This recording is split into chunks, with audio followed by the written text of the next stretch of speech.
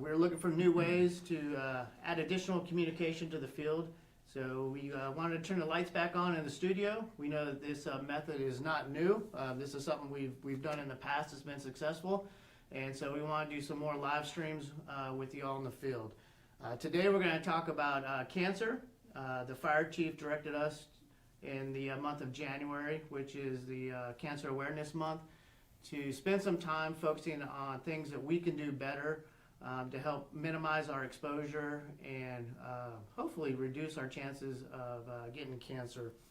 To start off, Darnell told me that you should have a live chat at the bottom of your stream right now. If you have any questions or anything you want to add, I should be able to pull it up on the iPad while we're talking, and I'll do my best to flip back and forth and take a look at what you all are saying and hopefully answer some questions. So please utilize that and let us know what you all are thinking too at the same time as we're talking to you. So to kick this off, we're gonna just go around the room real quick and do a little quick introduction about ourselves. So we're gonna start at the top with our Deputy Chief, Vance Cooper, and we'll take it from there.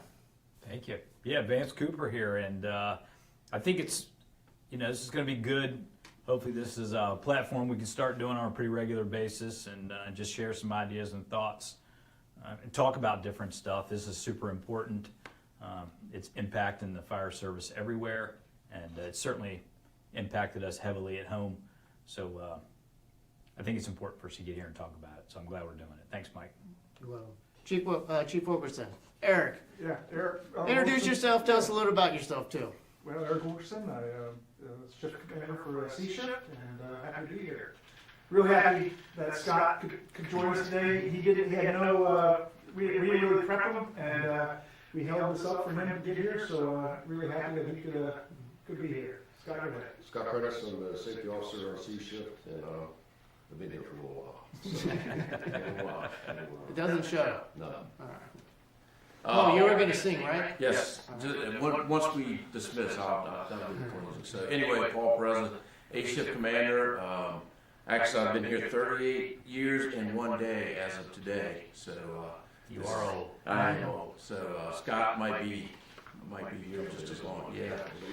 Did you have a full set of hair when you first started? Full set of hair, but not Both of you. we did. I remember that. So anyway, thanks for tuning in with us, and hopefully we'll give you guys some good information or some answers if we have any we can give you. So let's kick it off. Thank you, Paul. And we'll excuse Chief Norm, who's out of town, so he wasn't able to be here. That's why we threw Scott in the middle there, and we appreciate you being here. Give us a little aspect from the safety side when we talk about cancer. All right. So to start off, we divided this up just with the 4 weeks that the IAFF gave us as far as topics that you should have already received through your emails and through stuff that safety has sent out. So week 1 in January, we were to talk about best practices to reduce cancer in the fire station. So we'll start our discussion there. It was a change, but it was a necessary change when Chief, then Battalion Chief Norm Williams took over the safety program, and at the same time COVID happened, we were filling those 15-18 physicals about 40 to 50% of the time, and we were 2 years behind. So there was no way we were going to catch up, and no way that we were going to get our people tested. So going to adopting this new way where the sign, we're closer beyond 90%, almost approaching 95, 96%. We're in compliance. So it's a huge step in the right direction. And of course, the gallery test were essentially done it once and saved, and had a real positive effect. So I think that's a step in the right direction. A huge step in the right direction. So station-wise, I think we've come a long way just since I've been in it, and we started that initiative for that years back. Guys using their second set of turnout gear, they're washing their gear when they get back to the station. They're not jumping in them and walking down the carpet. And he jumped on the horse? Yeah, somebody's got to jump on the You horse. had the open Someone's gotta cab though, open right? them. Open Right, cab, I'll give you right. that one. But Tailgate? Or tailboard. Yeah, me too. Not tailgate, tailboard, sorry. Yeah, Yep. tailgate. He's wrote tailgates Oh, too. that's true. But, That's true. But It's not- nonetheless, we don't talk Steelers right I now. think the guys have really picked up their game on that. They're doing the right stuff. They know they live there. cleaning their gear, cleaning everything when they get back to the station, and doing the stuff that we asked them to do probably 10 years ago, and it's only gotten better since. Yeah. So I find it interesting, they divide the station into hot, cold, or hot, warm, and cold zones. I thought about this. I don't know how much of a warm zone we have. We really have a hot zone, which is the bay, right? And then that's where our gear, the apparatus, we're firing everything up. And then the station, really as far as where we're living and keeping it clean. What are some things we can, talk about as far as in the station, keeping it clean and that place that we're really living a third of our life? Yeah, I kind of think I got hired in '90, and back then we weren't calling it hot, warm, cold zones even on a hazmat call, right? We didn't even call it that. Now we're doing it in the fire station. And even back then, I say even back then, it was a long time ago, we were realizing that, hey, carrying your dirty stuff into the bunk room, putting them beside your bed, although that was a pretty traditional thing to do, we realized, hey, these are probably dirty items. They should probably stay in the bay. And then, we always did these major Saturday, it seemed to be always on Saturdays, we did these major cleans of our hot and warm zones, as you would call them. And it was very detailed, hosing lots of stuff down. Sometimes you were truck brushing the walls, you know what I mean, to get stuff off of, but you're always hosing it down. And the nasty, funky water that just rolled off the bay floor when you squeegeed it out, you realize, wow, that place is a whole lot dirtier and with probably stuff you don't want to be spending a whole lot of time around. So I think that was even just a natural thing and a known thing, but now that we're calling it stuff, and certainly we had furniture, right? We had furniture that we used to hang out in there, and then we realized, man, that's probably soaking up some of this stuff. We can't clean it all that well, you know what I mean? And so we just have gradually gotten to the point that's an area, Mike, that we have done a better job in, and we can always continue to do. And maybe even the fire trucks, we used to treat the cabs that way too, like the bay, like a dirty zone, and we really gave them a good wipe down and washing down. You take everything out. So I think those are some things we're probably doing pretty well out there, but we can always do better, right? Yeah, I tried Saturday cleanup at home. That didn't work very well with the wife and kids. But in the station, how important that is to keep our stuff clean. It's kind of is really, really important. And I think you touched on a really good point. The engines, the cabs, the ladders, keeping all that stuff clean is really important. I tell you, one other thing I think is just pretty awesome is we built a lot of fire stations since I've been in. And made a lot of modifications to a lot of fire stations. And Burton Station is our first station we were ever able to fully design and build and not have lockers in the bay for our turnout gear and our equipment. It's off the bay, but it's in an enclosed room, and then the washing of them for them to hang dry, those areas are on their own ventilation system. That's light years from where we were, right? And that can be a standard going forward, and that's certainly hopefully what we'll do if we get to have to remodel some stuff. That's another area around the station we can always improve, the hot, cold, warm zone stuff. I agree. Well, and the workout area is fabulous over there, and now we've transitioned. We want our folks to work out. We put it in the bay, but that's, maybe that's something we didn't really truly consider. We just were limited on space. Yeah. And so wiping your weights down and do the heavy lifting, no pun intended, but they're weights and you're touching them, you're heavily involved in them, you're sweating, your pores are open, things like that. So those are things to consider when you're doing your Saturday cleanup. Yeah. Maybe take the extra pain to do the stuff that you're handling all the time. That's a great point, because we still have some workout gear, A ton. gyms that are in the bay, which we know it's not the best, but just having the information, to your point, keeping it clean, keeping the bay doors open when you work out if you can, keep some of your workout on the front apron, things like that to help reduce as we work through those issues, and it takes time, right? We can't do this stuff overnight. Yeah. With moving that stuff out. All right. We talked about a second set of gear. Scott, what should you take your second set of gear when you go on relief? You go on relief, you work overtime, you need to have your second set of gear with you. I mean, it's just all there is to it. We want you, if you get involved in a fire, we're gonna wet decon you, and when you get back, you need to wash your gear. So it's important. It's very important. We spent a lot of money on that. We did. City spent a lot of money on that second set of gear. I know there's talk about, a second set of boots, which I do agree would help, but also there's a cost that comes with that. And so I think that's in the process. Don't know when that's gonna happen or whatever. But like our whole goal is right now, is for you to get deconned on a scene that is you, your person, your turnout gear, your tools, your breathing apparatus and all that, and not bringing it back to the station to get clean. Clean all that stuff right on the scene before you put it back onto the truck.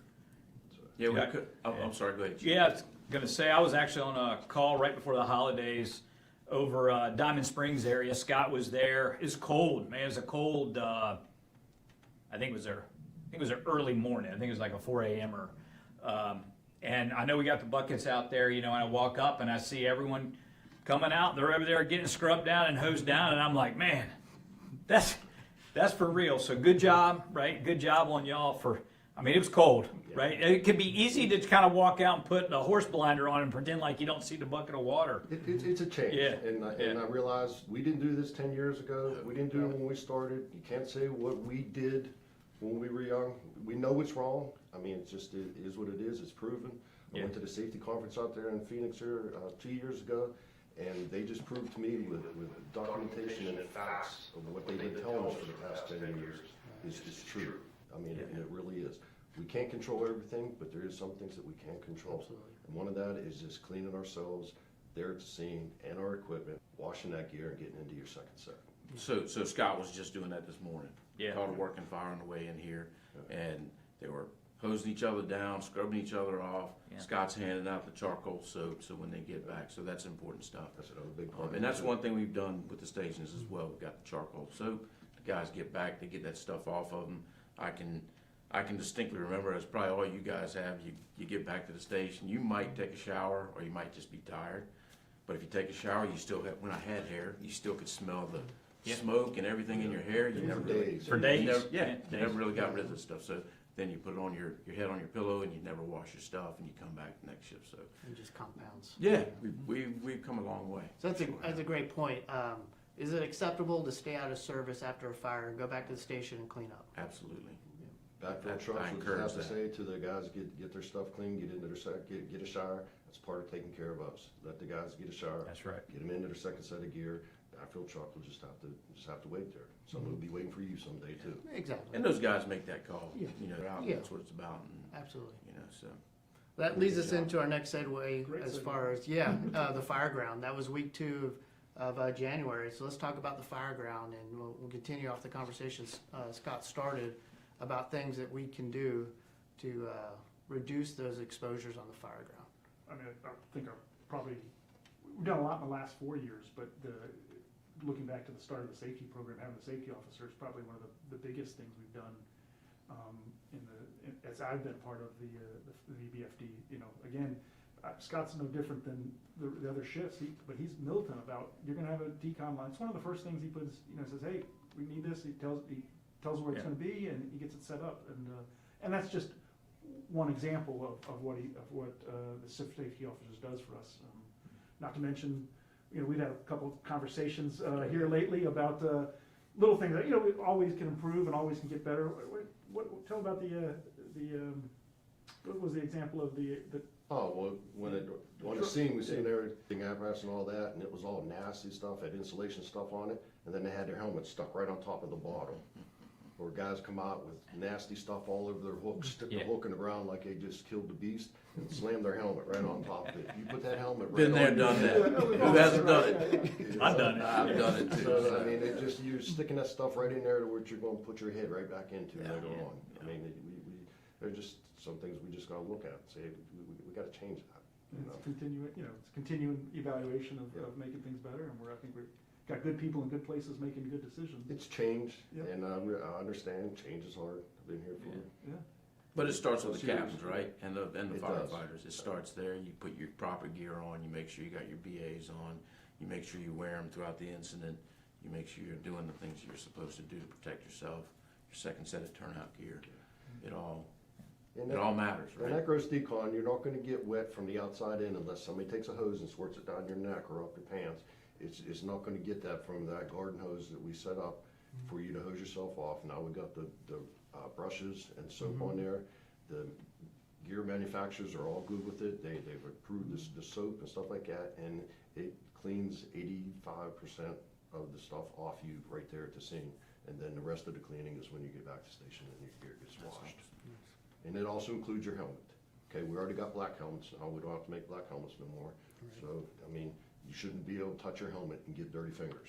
I mean, it's all part of it. I think, another thing I talked about in the package, it's been something we know for a long time, but it's another cultural shift for us to we'd go put the fire out, and then in a short amount of time, it's like, okay, we're good, we take our BA, we take our respiratory protection off, which is a major way to introduce contaminants and toxins in your body in a lot of fronts. And, leaving that thing on a little bit more, especially if what you've got to be doing is operating in a closed area that's been on fire and heavily burned, over the next 40, 45 minutes.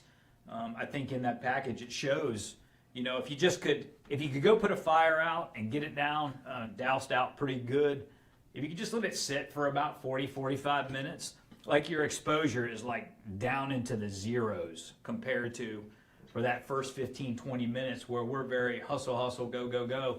Even just, giving it a breather, using that time as a little knee time, taking a knee relaxation time after you've just gone and fought fire with a bottle or 2 bottles worth on some of our fires, taking a knee and letting that die down for a little bit.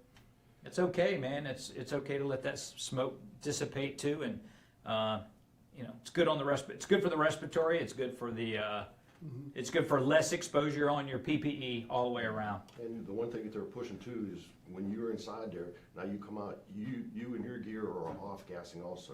That's why the gold standard is what they're wanting you to do is go through that decon line before you come off air. You start with the guy that's got the least amount of air. You wash him first, then you go. It's like we do at hazmat, Scott. It's what's taught in hazmat. I Yeah. don't know about hazmat. That's all rescue too. The 9 steps. Yeah. Right? But, I mean, that's what it is. I mean, Yeah. we've been doing that, but now we've incorporated it into the fire, and it's just, that's just part of it. It's solid.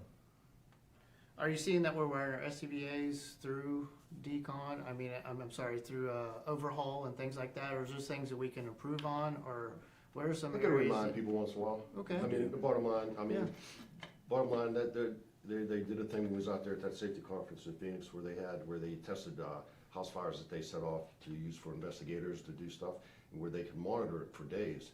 Houses will off gas that have been on fire for over 72 hours after a fire.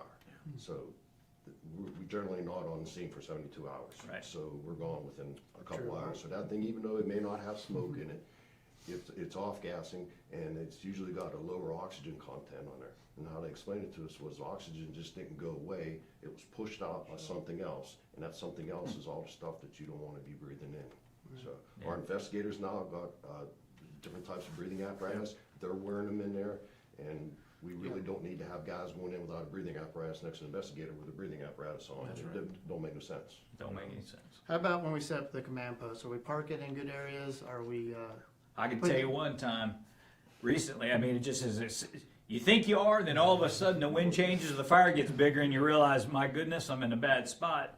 It's certainly something you need to think about. this happened on Atlantic Avenue? It sure was, man. That was a Well, nasty that one one. and the sand bin was Yeah, was the sand bin, same yeah, thing. it's There's limited nasty. access, you have very, it's, the wind shifts and you're just, It's like I said, engulfed in there's it. some things we can control, some things we Yeah, can't, you know. overall, I think everyone tries to do the right thing in spotting their apparatus and things like that. One interesting thing, it does do, not to do a hazmat reference again, a hot, warm, and Why cold not, zone. man? Why It's- not? it's It for is real. fitting. So obviously, I think in the hot zone, we're good. We're gonna wear SCBA in the fire. Cold zone, no issue. What about that warm zone? What are some areas there that we could maybe think more about when you're or you're doing a 360 and you're walking around, or you're outside of a structure and you're not wearing your SCBA? What are some things maybe we should think about on the fire ground?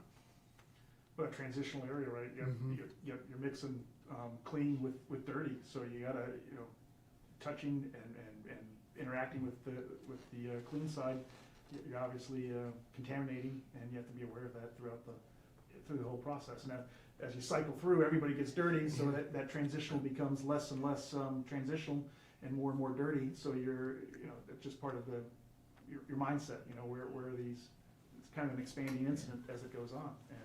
And Mike, not so much specific to like that area, warm, hot.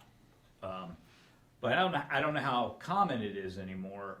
But it almost seemed like every fire, when I was riding on fire trucks that you went to, even if it was just maybe a pretty good one, right? You got kind of dirty and stuff. It seemed like it was pretty common to go back to the firehouse and hook up the hose cleaner to the hydrant there and run your 1 3/4 and your supply line, hose it down, brush it down. I don't know how common that is today. I don't know if we think about it as much as we once did, but that's another way to keep a cleaner station environment, truck environment, but also from the fire, what's something we can do to help reduce exposures, because we're probably going to go and drill with that stuff.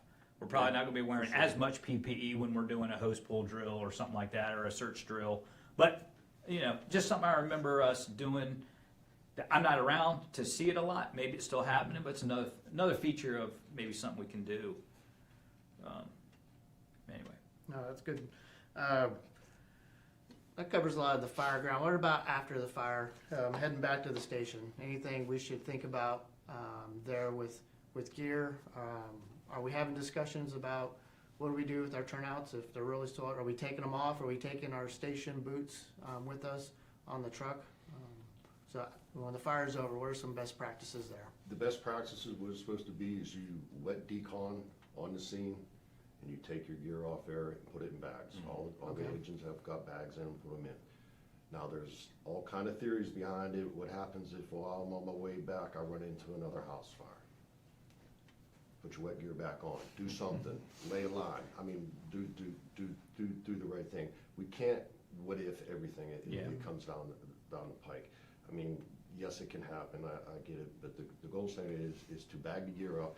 And we've put out several videos and stuff on this already. They even show you how to pack your gear in a bag in case you got to get back into it, going back to the call. But you're supposed to be out of service anyway to begin with. Till you get back, get a shower, get into your second set of gear and all that. If you happen to run into a fire on the way back, do what you can do. Yeah. Do the right thing. You should not be dispatched to it. So. But that's the thing, is not to bring it back to the station and keeping it out of trucks. And it's made a big difference on there. You don't climb back into the truck with your dirty, bunker pants on, and you get, all over the seats and stuff like that, and your breathing apparatus is still all dirty. So that's right. Well, that was to clean it all at the scene. We're gonna I wash know that was everything the at the thought. scene. Oh, yeah. When I used to get in soaking wet, you just put your stuff down to your knees and sit, because you didn't want to get in a wet seat if you had an EMS car or something. Now, I don't know what they're doing. They should be bagging and stuff, but that's an alternative too. You just leave your boots on, pull your pants over it, take your coat off, lay it down, and sit in the seat. It stays a little drier, right? Your pants are not going to get soaked. And It was back when you were riding a truck. Yeah. Today was cold, wasn't it? Yeah, it was cold. Yeah. But I didn't want to sit in a wet seat when I had to go on an EMS call. No. So just little stuff. But Scott's right. And that's protect something they've been yourself. talking about too, about wearing your turnout gear on EMS calls at nighttime in people's houses and stuff like that. I mean, how good is that? Yeah, we got some pretty warm jackets and clothing to put That's on what I that we thought. can. Yeah, we got some stuff to do other than turnout gear. No, that's a great bit of advice. Even back in the day, how many times you look back at the carpet and you're like, ooh, my boots are a little bit dirtier than I thought. So just even on that, being good stewards to our citizens when we go in their homes. Yeah. It's funny you say that, because I don't know, I was talking to someone about it one day. It's like doesn't seem to, I don't know, I'm not on the trucks anymore, but we used to throw floor runners, and we used to do a lot of stuff, back in the day, just to make sure that we weren't tracking stuff in mud, really. We weren't even thinking about those things, but we were thinking about mud and dirty feet, but not bringing it in somebody's house and, just to check a chimney fire or something, There's a Take lot of the things extra that what we pains. used to do was not the right thing, It's, been proven to us. We weren't as wise about a lot of this stuff as we are now. I mean, it's very out there. It's just not here in Virginia. It's all across the country. Canada too. We go out to the Fallen Firefighters Memorial, at the International. We talk to people all across this country and stuff. Cancer is just running wild in all the departments, U.S. and Canada and all over. And everybody's into this change right now. And it's harder, especially the older guys, to get them to change into some of this stuff. I mean, what we did 20 years ago is probably what's going to get us. We have to change the culture for the younger people in Yeah, the that's right. department. Absolutely. And they're coming out of the training center down here doing this stuff. Yep. And they're not the people that we would have a hard time getting to buy into this. Great point. Just Debbie Jones, thanks for the shout out, and Martin Groovy, I'm glad you're watching from Miami. So keep the Martin. chat Yeah. going. Yeah. And yes, that was an F-18 that flew over. All right, anything else on the fire ground? Very good. That'll take us into our next transition then. Week 3, which I think is this week actually. Yeah. Let's talk a little bit about off-duty, things that we can do in our personal lives. I remember we all of us signed the no tobacco thing, and we don't sign stuff really anymore as far as that goes, but the tobacco, but it's more than tobacco. And there's a lot of things that we shouldn't shy away from talking about. So let's talk about things that off-duty that maybe we can do to help reduce our risk. I think one of the ones I'd start with, in fact, it was mentioned was sleep. The cycle of our work takes a toll on us. Just the fact that we're 24-hour shifts, and it's a big deal. It's certainly not having a mind rest is a contributor to Alzheimer's. It's certainly a contributor to heart disease and cancer, as well as obesity and a whole host of other contributing factors to a host of other diseases. So, I think you look at the young people that come in, our newer people. I mean, they're like UFC cage fighters. They're lean, they're mean. I mean, they're certainly in better shape than we were, and I think they've been in better shape over their career longer than a lot of our predecessors. So I think that's come a long ways. But sleep deprivation or taking care of your sleep is an issue that I think we need to look at. Yeah. If you snore, you need to go get a sleep study. If your spouse or significant other says, "Hey, you snore," you probably need to go get a sleep study. I guess I do if I'm on my right side, but I don't if I'm on my left side. I've heard it from many guys that have retired. He said the biggest thing that they've gotten out of retiring is actually getting to sleep. Sleep and some Getting rest. sleep. Yeah. I just heard it Small from those dosage days. Yeah. of pain over long periods of time is a contributing factor. So it's certainly one of those things sometimes we overlook and sometimes we don't think about. We're all tired. I mean, But- America's tired. But the things we're doing at the station level too, we're not bringing that stuff home. We're not wearing our uniforms. We should be, right? We're cleaning our uniforms at home. We're doing a lot of stuff at the station, leaving that there and not taking it home. The charcoal soap's a big deal, So I think that's helped. There's so much stuff that we're doing now. I think we're, obviously we should be working out a little bit more, all of us. Well, me anyway. But just eating healthy. I tell you, I'm at Company 7 with those guys on A shift. They eat healthier than anybody I've ever seen, and that certainly, you take that home. I try to do it and eat a little bit less, do some cardio. That's important stuff. We got all the gyms now, so those are the things that we do at home on our off time that we should be doing all the time, right? I'm at a loss now. I really don't know where. You need some more sleep? I don't need any more sleep.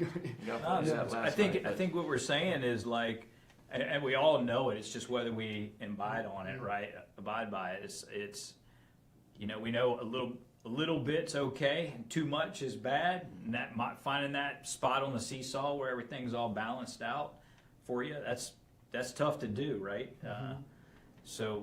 Yeah, and sometimes you fall into bad habits, and someone's got to remind you to get out of that bad habit from time to time. But I mean, they're right. It's. I mean, if you stop brushing your teeth, eventually that's going to get bad for you, and you're going to figure it out probably yourself. But that's the same kind of stuff, You apply some of these things that you do to your body that's not maybe as in your face as not brushing your teeth for a while, and someone's got to point it out to you, and it might be the scale you step on after 6 months, or it might be someone coming up and saying, "Hey man, you look wiped out. What's going on?" And then you start to have the He was real looking talk at me when about he it. said that, I don't know Yeah. why. I don't know, man. I think, and just life happens, life happens, so these things go like that, right? And just recognizing you're not gonna be perfect, you need to make some adjustments along the way, whatever that is, right? Whatever that is, and get your physical from the city, and having a primary care doctor that's your doctor that sees you through, not just our OC health program, but have your own program too, that you're able to go see, because if they identify something, it's not uncommon for them to tell you to go to your primary care doctor, and then you're scrambling if you don't have one. So that's some personal ownership of things like that too, that are very beneficial. You know what I mean? What I do is I get mine here, and then 6 months later, I'll just get, so Yeah, every smart. 6 months, I've got something going on. That's and smart then as anything that's in real between, smart. Right? Yeah. We just take care of it, so. I mean, that's all good advice. I think starting off with the sleep one, there's a lot going, studies with sleep is really what's causing some of the stuff out there. And there's a lot of things going with the lack of sleep. It's shift work. They'll look at not just public safety, but shift work in general, where those who work these types of hours that don't have that set sleep pattern struggle in these other health areas. So stress, diet, sleep, all these things, they're starting to point now. Which one's the cause? I don't know. I'm not an expert on this, but we do know these are important things to focus in on in our personal lives. Yeah. So we shouldn't shy away from talking about it. I don't think as a department we should dictate what you do in your personal life, but we should talk about the things that either we messed up on in life. That's okay, right? We all have areas we can improve on, and keep those conversations going at the kitchen table. I mean, something we're doing, everybody knows it, but something I just like to highlight is the fact that we have 2 people that are specifically about overall health and wellness for our department is unheard of in most places. It is a rarity to have the resources and people willing to come and work for our organization and provide their expertise to us. And we're very fortunate to have Aaron and Mike in that regard. And they're very smart about the anatomy and physiology of you and how your profession impacts that, and things you can do to help balance off those adverse impacts that come with less sleep, maybe not the best of diet, maybe not having the best balance because of your kind of work, right? They're good at helping point you in directions that can bring a little better balance. Let me say that helps with longevity too. It's certainly not, maybe not cancer related, but the work we've done as a department for mental health, certainly, Master Firefighter Jones is, giving us a shout out, a right shout out, for the work he's helped us do, and the safety officer. So it's really important, really important. And that, that directly relates to what you can do on the off time to try to make sure you're ready to play on, Super Bowl Sunday. So, which could happen I might have had one come in here. Let me look. Perfect. Well, we're always talking about work-life balance. This is almost really a lifestyle balance. We know that you're in the fire service. You're in the fire service, and that's kind of our life, right?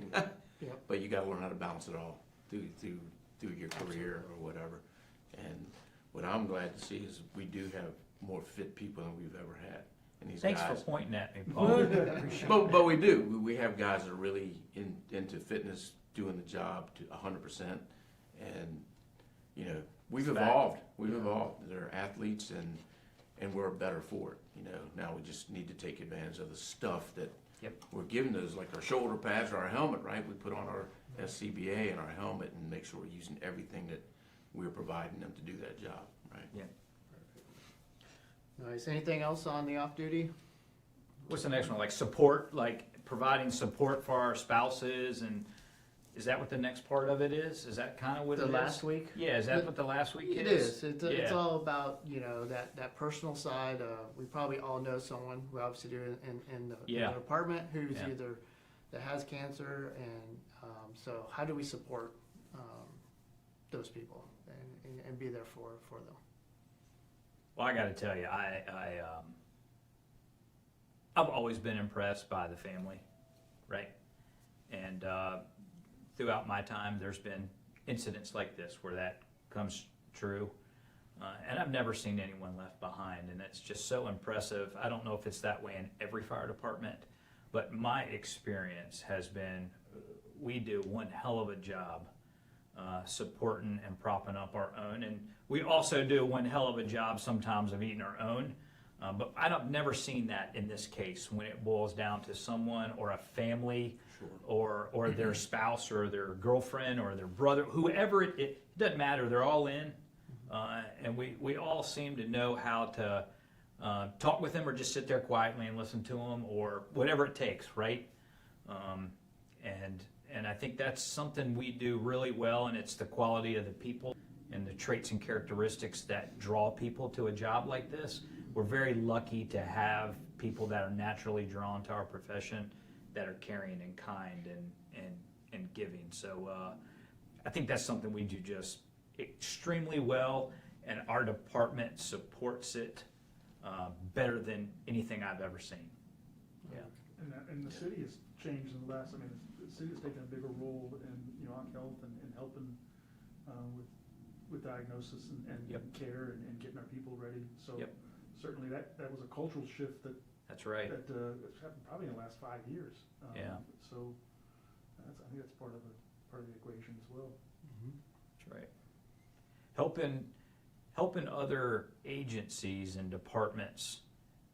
They don't all speak firefighter, right? And learning what they make decisions off of, right, helps us better support our members and their families too, because when we can speak about a firefighter situation or case or situation with them in their language, they relate to why it's important for them to be in on it in a preventive status or in an I'm a little too late status. It goes the full gamut, and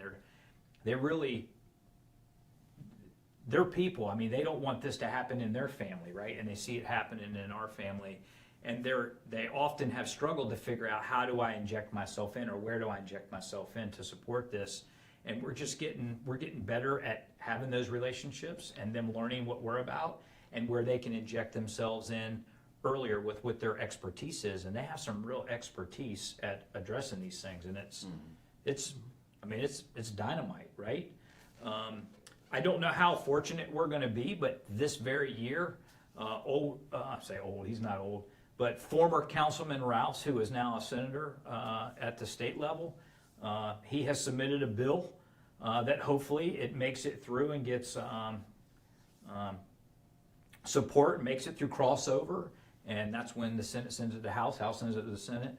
And it's to provide care, long-term care for members who responded and were part of the jet crash, but it's also to tie into other incidents that may be forthcoming, that will be forthcoming in the state that don't exist. I mean, that's taken care of, and that's coming from an individual who is here, who lived here, who's a Virginia Beach person, who was impacted by our fire department and what's happened to us, and he's finding ways to pay it forward for the rest of the fire service. So, and cancer is very prominent from incidents like we went on. So, yeah, it's nice to see lots of other people telling our story too, and giving us support. That's how you support a family.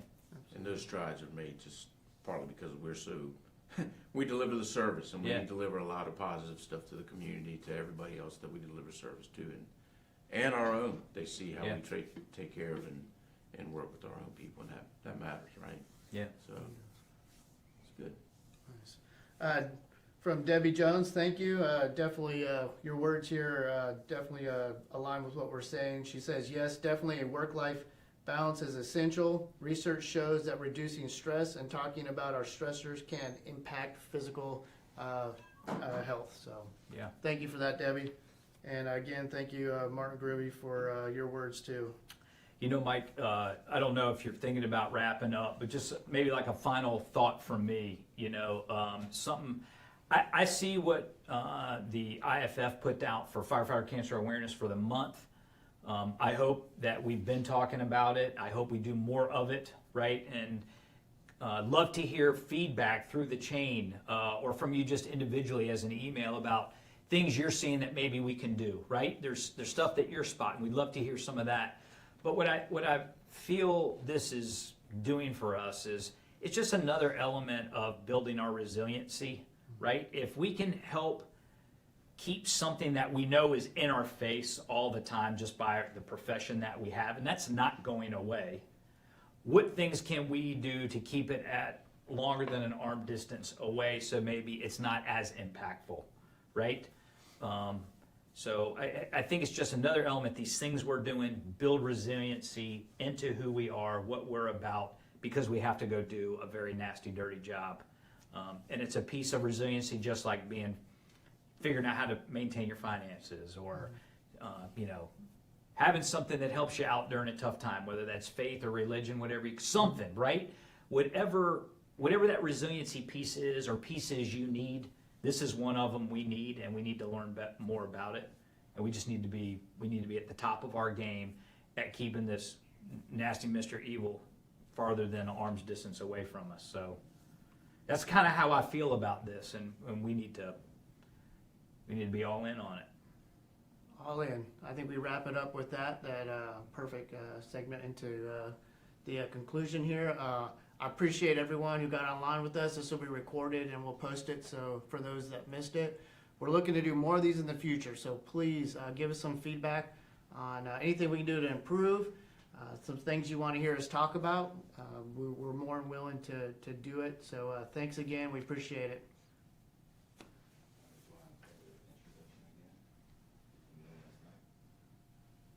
Great.